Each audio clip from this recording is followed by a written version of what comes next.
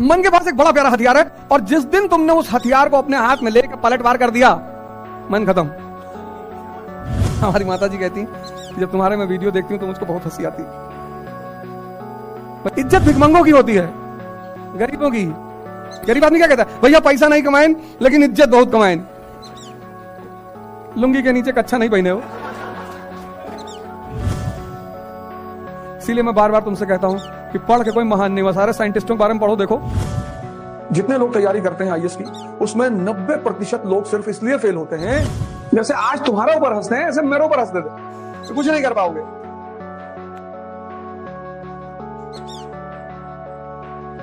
आराम से इंटरेक्ट करो, चिंता की बात मत करो।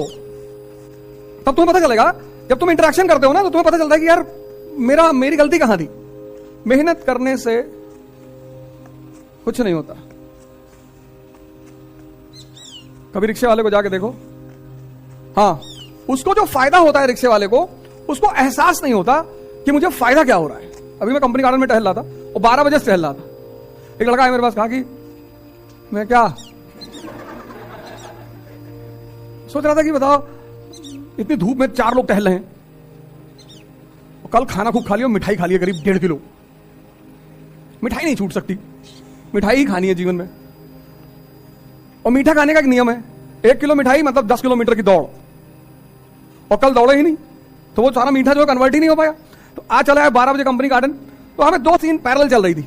एक सीन क्या थी, एक लड़का था 13-14 साल का, खुदाई कर रहा था फावड़ा लेकर और पसीना बह रहा था उसके ठीक सामने एक जोड़ा बैठा हुआ था उसी उम्र का। आमने सामने सीन थी। गेट नंबर 3 जाओगे तो देखो कि वहां खुदाई चल रही है। गेट नंबर 3 के पास कुछ नाला वाला बना रहे हैं, कुछ बना रहे होंगे, कुछ बना रहे हैं शायद, हाँ। और वो गंगानाथ परिसर के पास उधर आज मैंने देखा बड़े लड़के उधर पढ़ रहे थे बेचारे, वो सब फोल्डिंग वोल्डिंग वाला लाके बेचारे पढ़ भी रहे थे कई सारे लोग। तो 2 सीन पैरेलल थी। एक वो लड़का 13-14 साल का फावड़ा लेके चला रहा था और पसीना बह रहा था। मैंने कहा देखो ये शक्ति अर्जित कर रहा है, और ये शक्ति का व्यय कर रहा है। जो व्यय कर रहा है उसे मजा आ रहा है, और जो अर्जित कर रहा है वो दुखी है। जबकि खुशी किसको होना चाहिए, जो अर्जित कर रहा है।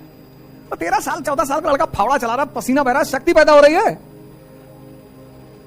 जहां जहां तुम्हारी शक्ति पैदा हो रही है, तुम वहां निराश हो जा रहे हो। जैसे पढ़ाई कर रहे हो निराशा में,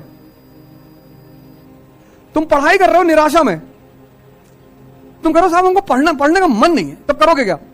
किस किस चीज का मन है बताओ, लिखो एक कागज में किस चीज का मन है, तुमको अपने ऊपर हंसी आएगी। मन के पास एक हथियार है आदमी को बर्बाद करने का। उस हथियार का नाम क्या है? बड़ा प्यारा हथियार है मन के पास व्यक्ति को बर्बाद करने का। उस हथियार का नाम क्या है? चिंतन तो बड़ी अच्छी चीज है यार। मन के पास एक बड़ा प्यारा हथियार है, और जिस दिन तुमने उस हथियार को अपने हाथ में लेकर पलटवार कर दिया, मन खत्म। टालना, कल पर टालना। हाँ हाँ, सुन लिए। ये मन का हथियार है। इसे कहो योग करना है, कहेगा कल। इसे कहो ध्यान करना है, कहेगा कल। इसे कहो पढ़ना है, कहेगा कल। ये नहीं कहता नहीं करेंगे, नहीं करे तो पकड़ में आ जाए। तुम इसकी देखो शातिर बना, ये कहता ही नहीं कि नहीं करना है, कहता करेंगे कल, और कल आता नहीं। जिस कल का तुम इंतजार कर रहे थे वो आज है। तो दुनिया में सबसे बड़ा स्कैम है कल। इसे कहो पार्टी करना है आज, शादी अभी। कुछ चीजों के लिए तुरंत तैयार है, तुरंत, बस अभी करा दो भैया। अगर तुमने इस चीज को रिवर्स कर दिया कि आज पढ़ेंगे कल पार्टी करेंगे, जैसे कि तुमको कल पे टलवाता है ना, तो जिन चीजों को ये तुमको कल पे टाल रहा है, तुम उससे कहते हो कि नहीं आज पढ़ ले 4 घंटा, और इसको तुम छोटे छोटे टारगेट दिया करो। इसकी एक और दूसरी कमी ना बन, ये बड़ा टारगेट बनाता है।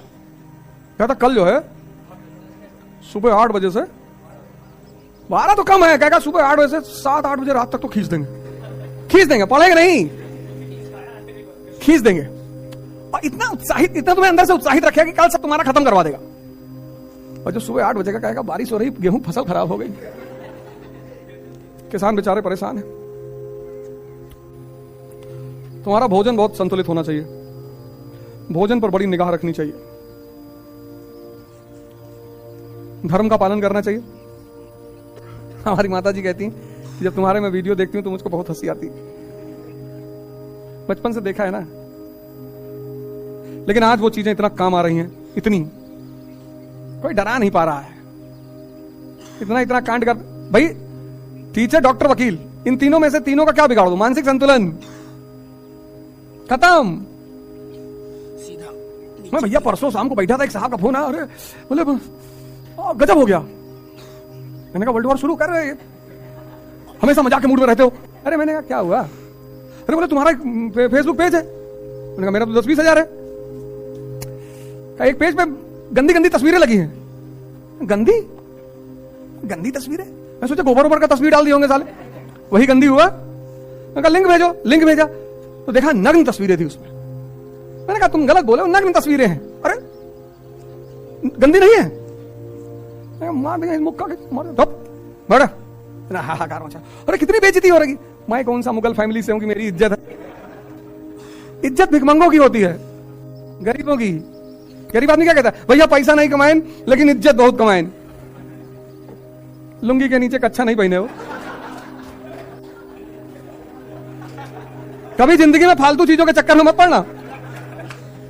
अगर तुम जीवन में फालतू की चीजों के चक्कर में पड़े तो तुम गए, तुमको समाज उलझा देगा, तुमको समाज उलझा देगा। मेरी शादी थी यहीं इलाहाबाद में हुई, ससुराल में यही है, इसीलिए यहां टिके रहने का बताया।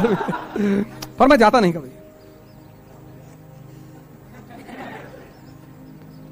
और जब मैं जिस दिन 1 मई को शादी हुई थी, आ रही 1 मई, मैं यहां पहुंचा, दाढ़ी वाली, टी शर्ट पहने, जीन्स पहने और वो शूज।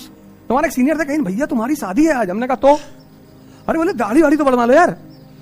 अरे मैंने कहा सर कैसी बातें कर रहे हो, दाढ़ी से शादी होगी? तो यही एक दुकान है आगे, जो खादी आश्रम वाली लाइन नहीं है, सिविल लाइंस में उस तरफ मेन मार्केट जो है, सुभाष चौराहा वाली, वहीं पे एक आरिफ भाई दुकान है। तो वो बेचारे उनको बुलाए, कह पागल वागल हो, बेइज्जती हो जाएगी। कोई बेइज्जती नहीं होगी, मिडिल क्लास की कोई बेइज्जती नहीं होती, तुम चिंता मत किया करो।